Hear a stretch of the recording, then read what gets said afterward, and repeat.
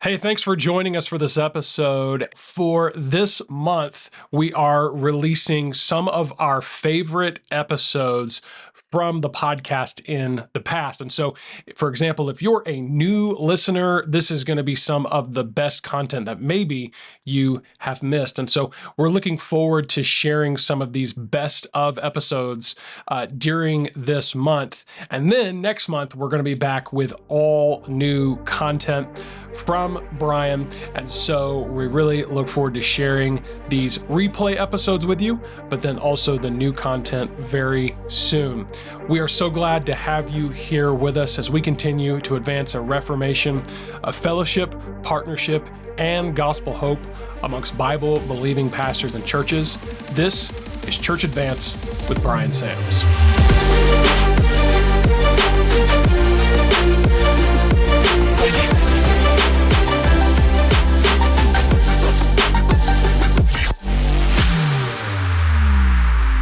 I am so excited to introduce my listeners to really one of my best friends, somebody that we have been friends for years now. Really, our relationship, friendship goes way, way back, all the way till before I was even in California and before he was pastor in his current church.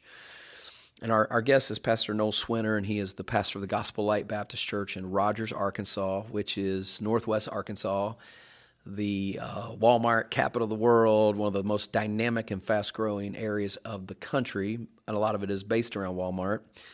But he has there and taken a church. It's a wonderful story. So first of all, Noel, welcome to the Bryan Sams podcast. Well, first of all, that was just sick the way you opened it up. It is like 20-something degrees. We had not snow, but we had an ice storm, a thunder ice storm on top of that.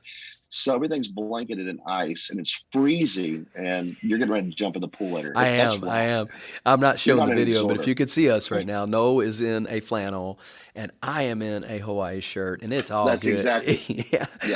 In fact, I pulled up to the office this morning. One of our men was volunteering, blowing off the parking lot, and he's in shorts and a tank top, and he looked at me. The first thing he said to me is, "Pastor, aren't you glad to live in Florida?" I said, yeah, I am really glad to live in Florida. So, but you know what? Here's the cool thing. You don't have to be in Florida to have a hot church, man. That's for sure. Amen. I'm going to have you share some of your story in just a minute, and I'll introduce our topic in a second. But I will never forget the first time I walked into Gospel Light Baptist Church. I will never forget it. I don't remember exactly the year, but the moment. I flew in. It was a Friday night. We're doing Friday night, Saturday night, Sunday revival meeting. And I flew in. I got there basically in time to kind of gather my thoughts and get to church. And I walked into this auditorium. And every single person that you introduced me to, with no exception, of the 100 and some people that were there that night, now probably, good night, probably 10 years ago maybe, you were saying, hey, this is Jamie, and Jamie just accepted Christ as his Savior 2 years ago, and then right beside him was a relative or something, and then Jamie led this guy to Christ, and then here's Michael, and Michael just got saved, and here's it was so overwhelming that every single person I met had come to faith in Christ in just a few short years. And I'm sitting here thinking to myself, these are all these people that I'm preaching to tonight. They're all new Christians. And God was and is using your church in a powerful way to rescue people. And the funniest part about that whole night, man, was there was a guy that was going to church there, and Michael was his name, and Michael was kind of struggling. I think he still does, just kind of struggling guy. Well, these old boys, they were at church that night, and they were fired up. Mike missed church, and they went after him, didn't they? They did, man. They chased him down. They go out to his house and rattle on his door. Stirred the dogs up. It was great, man. Slammed him up against the wall, told him he better get right with God and get to church. Yeah. Oh, I'm telling you, I love it. This is the real deal, man. This is reaching people, so what you're doing is phenomenal. And now the church runs, you were just telling me off the air, several hundred people and getting ready to expand and build. God's used you, man, in a great way, and I appreciate you. Well, I love my redneck mafia, man. That's what they are. And it's such a fun story. You know, I grew up and God dealt with me at 18, 19 about ministry. And I was a school guy for a while. And, you know, I liked it. I enjoyed it. And I thought, yeah, that'll be my calling. And never really thought of myself as a preacher nor desired it.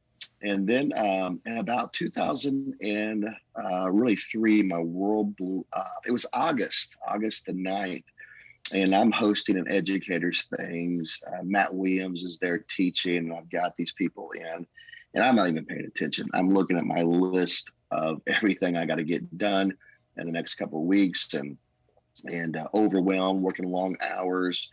And then one of the staff men came and got me and pulled me out. He's crying, the secretary's crying, and he says, "Your wife and your boys have just been in a terrible accident." And right there, time stands still. And that summer leading up to it, I was out of balance, man. I worked so many hours for the church, and that's my fault. I'm blaming me. I'm out of balance. I'm a go-getter.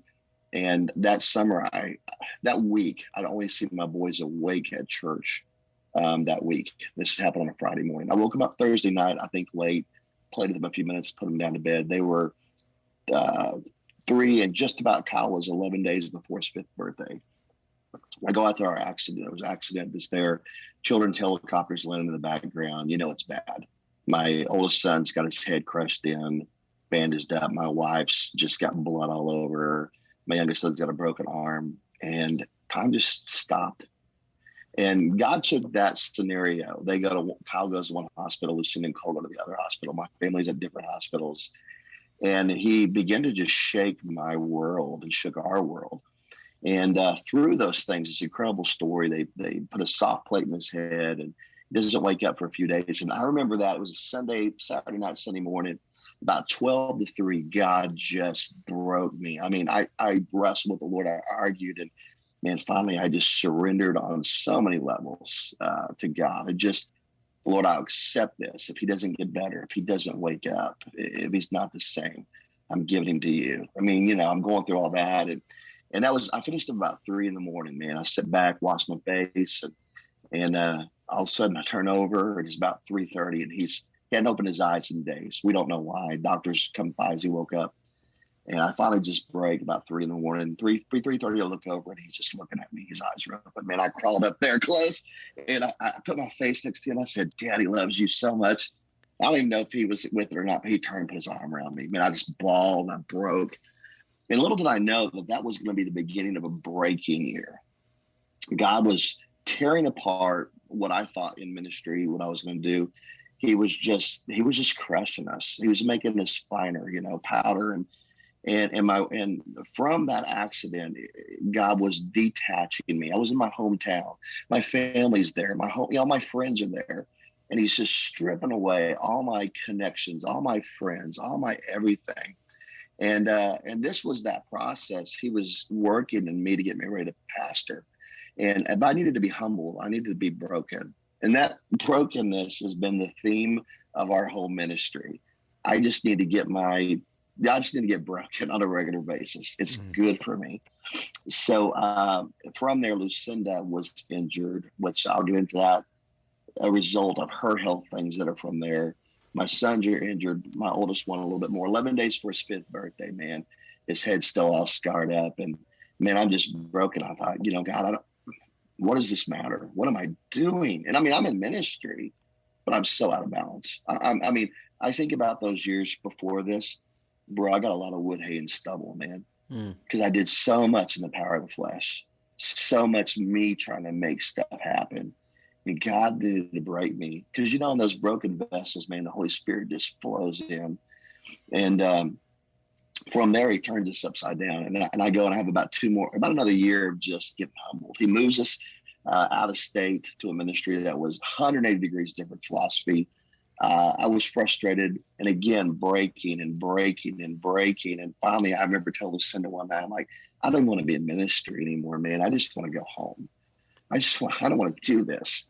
But from that lowest, for me at that moment, breaking, God began to spring up something new. And through my devotions, through prayer, just, you know, through some messages, and God called me to preach. I mean, and I'd teach and preach, but I mean, he called me to pastor. And I remember going in, I was scared to tell her because she didn't marry a preacher, you know.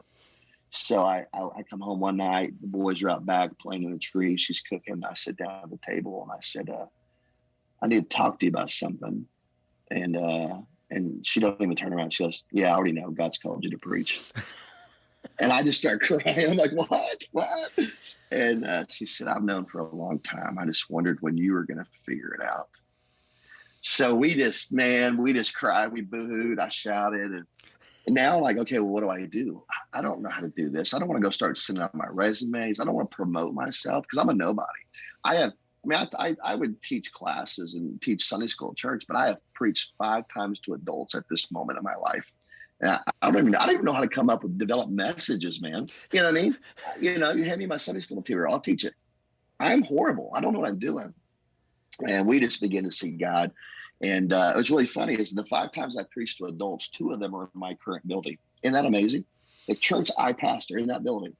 One before it was Gospel Light. It was another whatever fledgling thing. And then for our first pastor, who in the first month of our church, I come to see my in-laws. And so we got there in 2006. I got in by 1 vote. 17 voted on me. And I got in by 1 vote. Again, humbling, right? We were 3 or 4 building payments behind. We had 9.5% interest. We were on 2 septic tanks. You could not flush the back ones because there was problems. You could barely flush the front. We had our insurance canceled, and we had shut-off notices on every utility. And I didn't have any salary. We moved in. I had a little savings, right? And I mean, I didn't raise. I had 2 or 3 people that gave me $200-300 a week. And I remember I called my dad, right? And I said, Dad, man, we got a problem. And he says, that was my first phone call, was from the banker. And he goes, what is it? And I told him all the problems. He goes, bro, you called the wrong father. Get on your knees and talk to your heavenly father. I can't do nothing for you. Yeah. Called the wrong father. Oh man. Hey, I want to stop here. I want to stop here real quick because this is a drum preacher that I beat, and I'm going to keep beating it because I oftentimes run into men like you, friends, church builders, pastors, all these young guys out there listening to this podcast, looking for a ministry opportunity, looking for a paycheck sometimes, looking for a position. Yeah. That's not usually how this thing starts. Mm-mm. And if you're going to, you got to know you're either called or you're not. You're either going to follow God or you're not. You're either going to follow a paycheck, you're going to follow a denominational identity, you're going to follow the expectations of other people, whatever. At the end of the day, if you don't follow Christ and be willing to do whatever he wants you to do, I don't know how useful you're going to be in the first place. Yeah, that's it. So, I mean, just that. I mean, you guys moved into the nursery, right? Am I right about that? Yeah, we lived. And again, I couldn't have done that had God not humbled me. I needed to be humbled or I couldn't have done that. Yeah. And so that was the first of many humblings I needed in my life. And so we moved in and we stayed a few weeks with my in-laws in a little bitty 2-bedroom trailer. So here's my young family. And it's just, I told her son, I said, look, I can get a job and it's going to take a little longer. But I got a little money saved. We can move into the building and I think we can just go all in. And I love my wife so much. She was like, let's move in. So we lived in we've redone it since you've been asked. It's our offices now, but we lived in, man, like 250 square feet. We lived in that thing for 6 months, man. We had this little partition. Our beds were jammed in.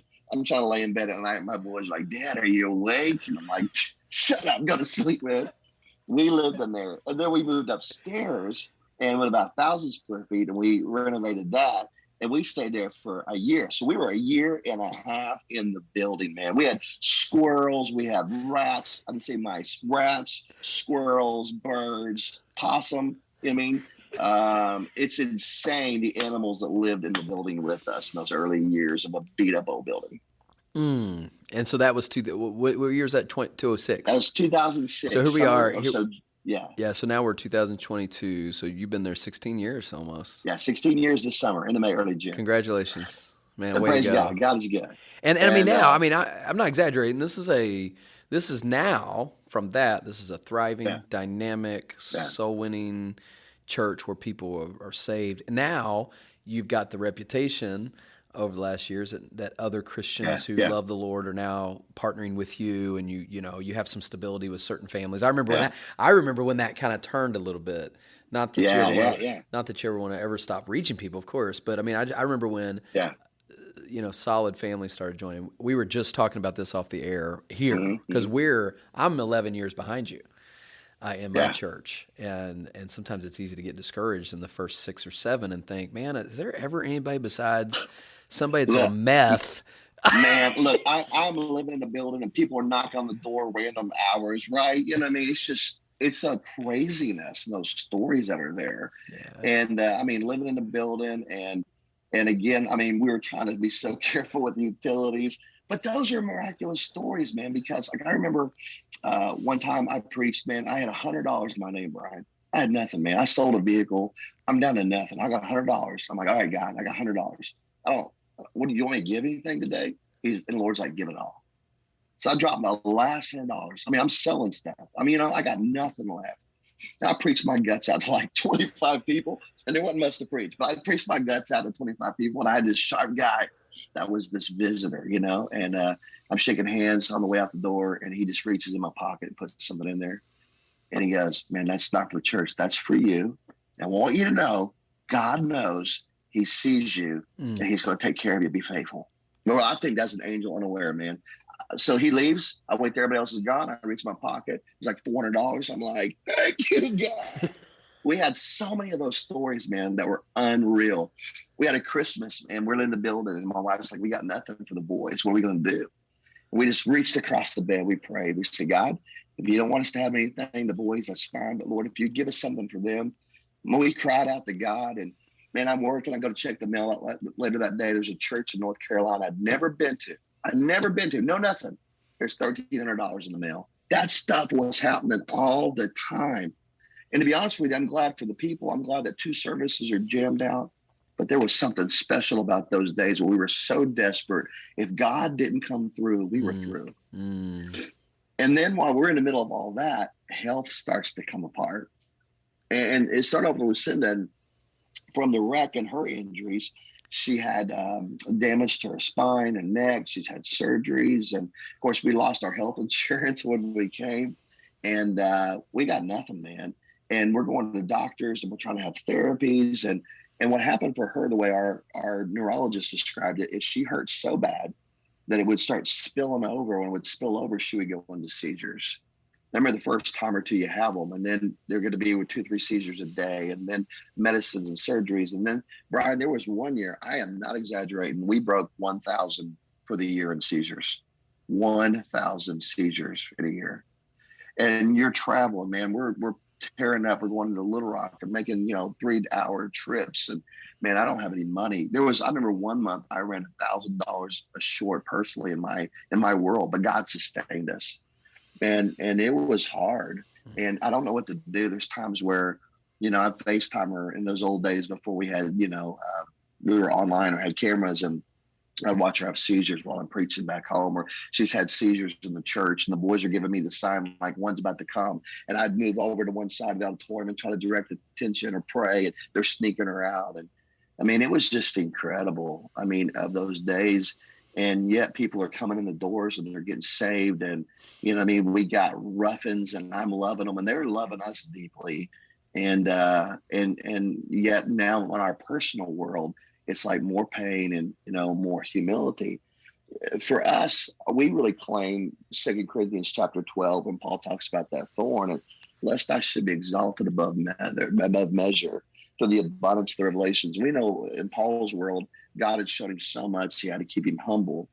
But God was doing so much in our world that I needed a thorn. She needed a thorn. And we've had to come to accept, because she still battles health, and I'll get into my health. But I mean, last year was good. There was just a handful of seizures, and she still has health struggles all the time. But God just pushes that thorn into us just a little bit every once in a while to keep us grounded, to keep us rooted. Why? Because my grace is sufficient. For my strength is made perfect in weakness. I don't do half the stuff I should be doing or I know to do, but God just keeps blessing because we're so weak and we're so dependent upon him. I remember We'll probably spill over into some. I want to get to some sustaining elements, but I think it's worth before we even get into your stuff. Yeah. I remember that. I remember you telling me that. In fact, I would say the first 2 years I preached there, I maybe only saw Lucinda once. Correct. I mean, let me try to capture this from an outside perspective for the listeners. Here's a preacher describing his wife having three seizures per day for an entire year. When I came, Lucinda, I remember the first time I came, she was kind of bedridden a little bit. She was out, like, needs to lay down, lights out. Yep. You are pastoring the church. You are doing the laundry. Homeschooling. You're homeschooling cooking, your boys. Man, I'm doing it all, man. And it wasn't pretty. She's out. I mean, and not because she didn't want to be, but physically, literally. Right. I was with you one night when she had a seizure. Remember that? Yeah. We ate dinner. I don't remember if you. Yeah, we had another one time when you were just finishing up preaching, and we had people saved that day. And I left you, and I rushed home because she was having them over and over, and the lady staying with her couldn't get to stop. And I left you shaking hands, and I ran out the door, ran home. Yeah. I mean, this was like this was what you were facing. It wasn't like every once in a while my wife was having trouble. Yeah, this was every day. Consistent, persistent for years. And she would be simplified after she had one. Like she couldn't talk a little bit at first. Her brain was cloudy, and she would be simplified. And her words like, "No, I need to go bathroom," and it didn't sound like her. And it was a simplified version of her after those. And so, I mean, just to be real, it's lonely. You don't have your wife with you. You feel like you're a single parent at times. I mean, again, I come in exhausted, and the boys are like, "What are we eating?" I'm like, "Call Domino's." You know? It's just those moments, and you're just so wore out. You're so weary. And I struggled. I a couple of times I thought I should resign because I'm not being a good pastor. I'm not being, you know what I mean? I'm not doing what I should. And I called my dad again. Thank God for my dad. And I said, "Dad, I'm thinking about resigning." He said, "Well, how come?" I said, "Well, look, I'm not a good pastor. I can't take care of Lucinda and take care of the flock." And he goes, "So you're going to go get a job and be gone from the house 40, 50 hours a week?" Yeah. And he said, "God put you there so you could still preach and you could take care of her." He goes, "This is of God." But I struggled because I felt like I wasn't, here again, there's flesh, like I wasn't doing enough. And God was trying to say, "Hey, look, it's me in you. You know, again, so much wood, hay, and stubble. Let me humble you. Let me do it through you." And so, man, there was times like I don't even know. Just God just kept showing up, and God kept doing everything. And we just struggled. I mean, financially, at one moment, I remember we were, and this is how God is. I mean, we moved out of the building. Now I'm renting a house. And I got no equity left to buy anything because I spent it all living in the building, right? I sold everything, man. I got nothing hardly. And so I feel like God gives me this liberty. Like, man, you can buy a house, you can do something that I'm renting. And so everything just falls through. So I'm out making a visit one night. This guy calls me and he says, "Hey, you've really helped reach some of my family, and I just want to tell you thank you." I'm like, "Well, praise the Lord." And he says, "I know a little bit about you. They've told me a little bit of your story." And he said, "I want to help you." I said, "Okay." He said, "I know you guys want to buy a house, right?" He said, "Yeah." He said, "Well, I've got a bunch of them. Why don't you just come pick out one?" I'm like, "Well, do you not understand? I don't have any down payment. I don't have anything." He's like, "Yeah, I don't really care. Just come pick out one and stay there for a few years, then save up some down payment. We'll redo it later on."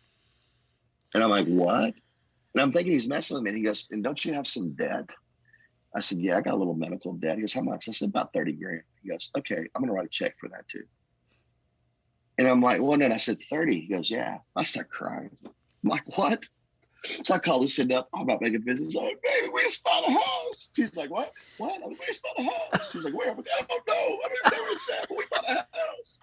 And she's like, what are you talking about?" I'm like, "We don't have any more medical debt. It's gone." And we're crying. And well, we bought a house. I don't even know what neighborhood I'm in, right? And that's God. Oh, yeah. But again, he just had to keep humbling us. Hey, but it was bad. This is so good. Oh, you just said it's bad. I said it's good. Listen, I think this is true, man. If you tend to God's actual business, he's going to take care of yours. And like even me recently, just thinking about some things at the church, thinking about use of money and other things, it's like once again another revival of This is all about souls. This is all about the Yep. Great Commission. And I think when you do that, you'll start seeing God will supply the need. He's going to find a way to surround you with people who know Yeah. Jesus and know Yeah. the needs and have the means, and he's going to be able to take care of you in a powerful way if you trust him. And this Christian businessman does not go to my church. I mean, but here's some family members he's praying for. And because they're getting help, then he's excited. That's an answer to his prayer. And he hears his story, and now he's involved. It is insane, man. Hey, I want to talk a little bit here. Man, we'll keep going. We got, this is going great. I'm sorry, man. Well, no. I use about 30 minutes. This is just going into overtime. So, I want to talk about the role of prayer and fasting Let's do it, in your man. church and specifically with your wife.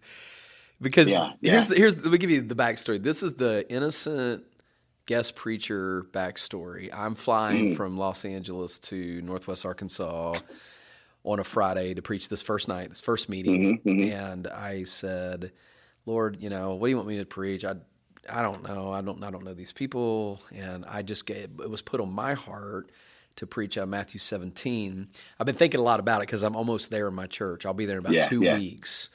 And that this kind goes out, not out, but by prayer and fasting. So I preached a sermon that night on the importance of fasting and revival. And, it just was one of those moments where Blew up.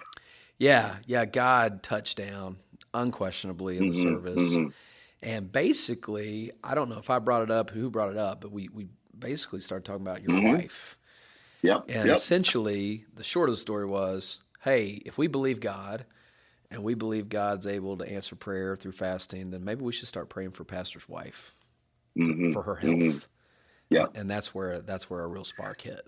So in my world, I call it play it fasting a day here. And I probably did more skipping meals than I did seeking God, right?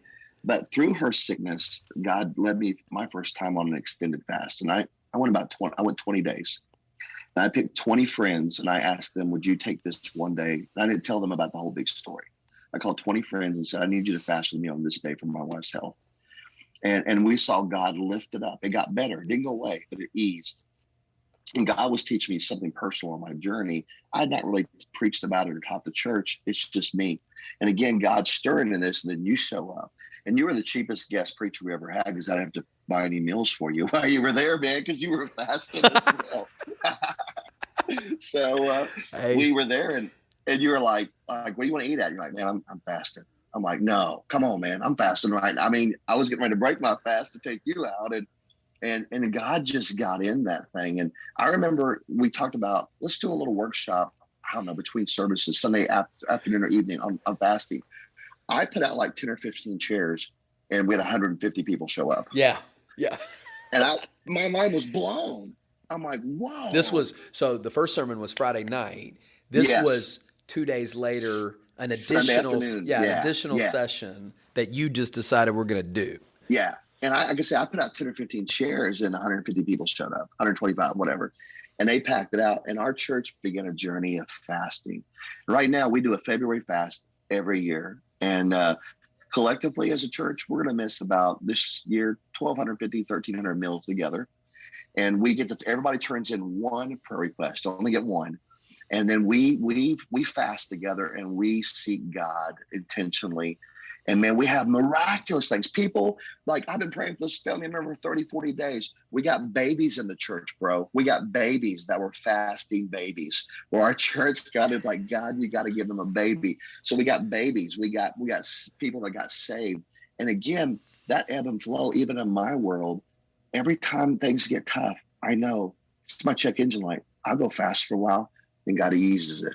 And he has never taken away, but there's a tie again that I went through my leukemia in 2012 as well. And again, God was weakening me some more. So between Lucinda and now my leukemia, and it's just insane. But the weaker we got, the greater God was. The more we, afflicted ourselves in that prayer and fasting, the more that God did. And he has done a great story and great things. Yeah, I remember the first time during one of those that Lucinda, the first time I remember seeing her come to Yeah. church. And I just thought to myself, are you kidding me? This is a miracle. I mean, here, this is like Matthew Raised her up. 17, right here. It's wide Yeah, open. yeah, And yeah. guys, I mean, H.B. Charles has the book, It Happens After Prayer. Think about that. Yeah. It happens after prayer. Mm. What? Yeah. All of it. Anything. It. And here Yeah. we are going to church growth seminars. Here we are trying to read a book on how to build a Sunday Yeah, come on. school. And what God's already told us, He's already told us. Mm-hmm. You pray, you fast. Oh, well, let me see. It said like this: I plant, I water, and God gives the increase. You plant the word, you water it in prayer and service and ministry, and God rains down on that. And we should write a book together about what God has done. In fact, my daughter, my That's oldest, right. that's how it That all was started with me. powerful. That's how I remember that was the story. that you was the told in that story. message. And I mean, I've never shared that story on the podcast, but I That's did a good, man. Daniel 10 fast in Yeah. September in June of 2007, and first week of July, God opened a door for us to adopt Adriana. That was 14, almost 15 years ago, and I believe it. I just and I it's not a rabbit's foot, it's not a magic wand. What it is it's God's people in obedience to His word, humbling themselves, setting themselves in desperation for Him. And I'm going to leave a couple of recommendations for books in the show notes. Elmer Towns' book on fasting is really, really good. J. Harold Smith, the old preacher, had one on fasting. It was excellent. Do you have another recommendation real quick on that? Yeah, Ronnie Floyd also has a book on fasting that was good. I read. I try to find something new every time. I even picked up another one recently and kind of went through it a little bit. It was okay, but got another thought or two, and I can't remember who that was, but Floyd's was good. Ronnie we used Floyd. that one a couple of years ago. Yeah. Yeah. So I just want, if you got questions about this, and even specifically the February fast, and I'll have Pastor Swinner's email address in the show notes as well, so you could reach out to him, and I hope you will. But there's one more piece of this, and then I'm going to try to bring this to a conclusion, because you and I could literally talk all day about this. But you mentioned almost in passing here my leukemia in 2012, almost like, I bought a car in 2012. Well, so in the midst of all of this, in the midst of all this, I was so tired. I mean, I'm trying to take care of Lucinda, the church. It's all getting too big for me. That's a key phrase. It's getting too big again for me. God's teaching me. It's not you, Noel. And we go to the doctor for her. And I said, well, let me get some blood work. I'm a little wore out. And he called back again, said, we need to rerun that blood work. He called back again and goes, yeah, you got leukemia. And I remember those words. It was March the 12th, 2012. And I remember because I'm sitting in my car, and I thought, oh, my soul. Well, what? And then my first thought was, how can I take care of Lucinda and the boys and the church? And God began to go on my journey, and He just, again, got me weaker and weaker. I'd always had pretty good energy, and you know, it is we almost brag on the lack of sleep sometimes, foolishness at times. But again, all of a sudden, man, I went from sleeping like 6 hours to 7 to 8 to 9 to 10 to 11 to 12. I'm soaking the sheets, man. Like, you see the dead body chalk outline. I'm soaking the sheets, man, every night. It was nasty. And when I'm doing the laundry, I got to change my own laundry and my own sheets. And I got where I couldn't even think straight. I mean, I was so tired, so overwhelmed again. I'm just weepy. And I'm like, God, I don't know what to do. And, I had an old preacher in my life. He's in heaven now. And I said to him, man, I just need you to be my preacher. I need you to help me, walk me through stuff. And I just leaned on him. And I'd be so overwhelmed. Like one time again, I said, I think I just need to resign. And he said, if I was the devil and I could get you to whoop you through sickness of you and your wife, because I'd just wait till you got better and I'd attack you then again the same way. Because that's the way I whooped you the first time. So I'd be the way I whoop you the next time. He said, you might as well go ahead and stay and fight now. You know what I mean? Just those words, it stirred up in me, man. And so finally I got my white blood cell count. I think it's supposed to be between like 3 and 10. And mine got up to like 180 or something. I was so fatigued. And now I go in and start treatments, right? And so I'm so stupid. I scheduled my first treatment. I'm so stupid. I scheduled counseling Like, so I'm trying to counsel. I'm in the chemo room, sitting across from somebody trying to counsel. I start having a reaction to it, right? I'm like, I can't breathe, and I'm burning on the inside. And I'm like, sorry, counseling is over. I'm so stupid. But anyways, God worked through and I was able to go very conservative in my treatment.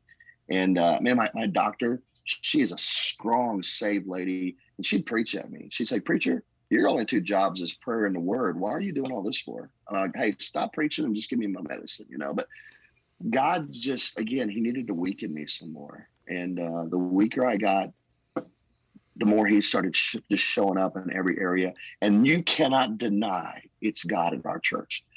Nobody can take credit for what's happened. It's just God. Sunday morning, over 400 people packed out. I just look around every once in a while. I'm thinking, how did we get here? How do we get here, man? We got no room and we need more. And 2 services are jammed. And I'm thinking about a 3rd service until we can have room. And I'm like, how did this happen? I just cry sometimes. How did this happen, man? It's just God. And he just weakened us and we get desperate and we have to seek him through prayer and fasting. And that's just the story. And I'm scared. How is your leukemia? I mean, you have leukemia. Yeah. Right now, currently. So I same kind that your father-in-law had. And so they would call it, they would call it a little bit of remission, though it's not curable.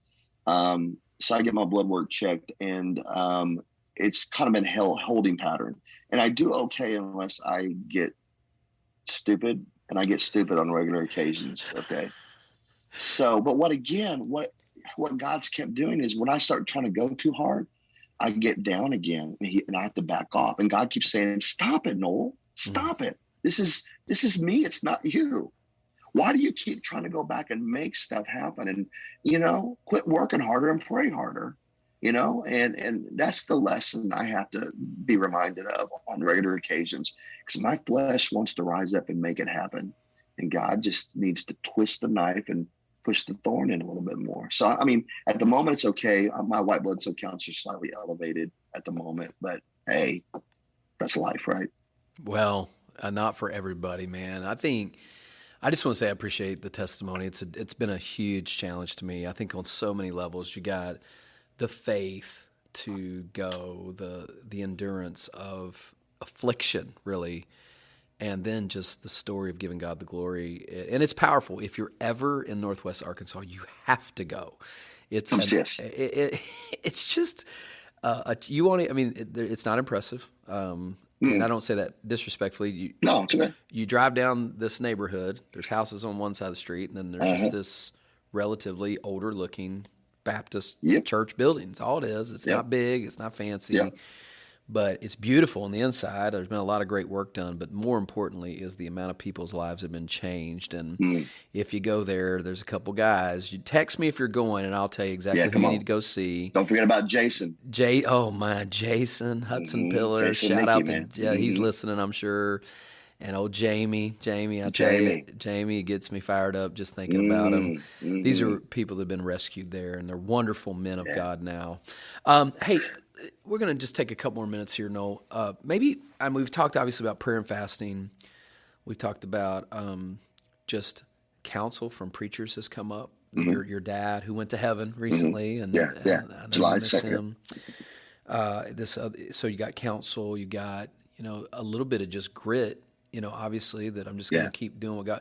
Any other, ministering during suffering. Any other advice you give? Things that have kept you going. Okay. I had to learn to allow the church family to minister to me. What I mean by that, that's always hard for me because I'm not a taker, I'm a giver. I serve them, they don't have to serve me. I'm nobody, man. And it was humbling to let church people come in and clean my house, or we're going to bring you meals. I'd say, no, we're good. And they're like, no, we're showing up anyways. And people they still bring meals. I'm like, we're okay. They just do it. And they want to serve us. And it's so humbling, man. And it was hard for me to allow that at first because I'm like, I don't want everybody to come in. And not that I'm hiding anything, but I'm just a mess, man. We're just surviving. And these people that were in a mess as well are ministering to a guy who's in a mess, but a different kind of mess. And they so ministered to us. And it took me a while to learn to allow that. I also realized that God opened up another mission field to us. I have a crazy amount of cell phone numbers of doctors. And I preached a doctor's funeral. I've led office managers to the Lord. One doctor would always schedule us before lunch. And at lunch, he'd take me to his office. We'd talk Bible. We'd talk about bitterness. Luciana's talking to the nurses, and I preached his funeral. Another one's talking to me about struggles and depression in his own life. So realize that God opens up another mission field to you through suffering. And there's people all around you. Because, again, you go back to 2 Corinthians chapter 1. He talks about that grace where I comfort you, you comfort others. And I did not understand hurting people, nor did I have I didn't even have maybe a little sympathy, but not empathy. But when you start seeing that and you suffer a little bit, I say suffer lightly, but you feel a little bit hurt, then all of a sudden you look around and there's people everywhere and you're touching lives that you couldn't before. So again, everybody needs a pastor. I think you look for the mission field. You allow God's people to minister to you, which that was personally very hard for me. And then I think you have to accept the thorn. Like everybody wanted to fix this for us, and I did too. Try this, doctor. Go to Mayo Clinic here. Try this. Here's an old, home remedy. But at the end of the day, the essential oil doctors got you. Yeah, thank you. I like my essential oil, my Chick-fil-A soaked in essential oils, right? So they want to help us, but we had to get to a place that we accepted it, and it was a process. This is our journey. This is what you're allowing. And we had to surrender to that. And once we did, then, okay, this is not my enemy. It's my friend, because it pushes me to God. So I'm thankful for it, because I'd be so full of pride, Bryan, if I didn't have these things in my life to keep knocking me down and, and hurt. So, and I'm thankful for good friends. And I know I'm going to be careful in our time, but like guest preachers like you coming in, you'd minister to us. We had one preacher, you'd know his name. He came over one day and he sat in a rocking chair in our bedroom. Lucinda was in bed. She was under like about 80 pounds. And he'd sit in a rocking chair and he'd sing and cry. And we just cry. We just sit and cry. He just ministered to us. Another preacher came over and he sits on our couch with us. He just ministered to us. So preacher friends so poured into us that they sustained us, man. And God would send us by those fresh breaths of air into our world to keep us going. So allow God to use his people to minister to you, I think, is important. Amen. My goodness. Well, it's a wonderful story. And, if you're going to be in ministry for any length of time, you're going to suffer a little bit in some way. Yeah. It might be physical, it might be financial, it might be just the burden of the church. That's kind of been my story here. I mean, just the wearing out of a divided flock, or whatever. And I think we all need to learn better how to suffer well. So, man, thanks for your time today.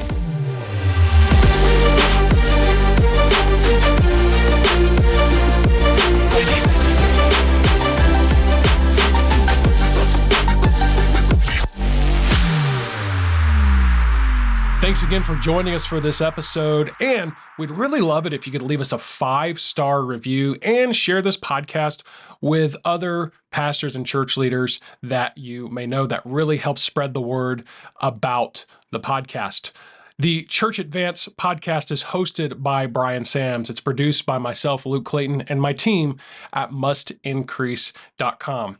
We look forward to having you join us in the next episode as we continue to advance a reformation of partnership, fellowship, and gospel hope amongst Bible-believing pastors and churches right here on Church Advance with Bryan Sams.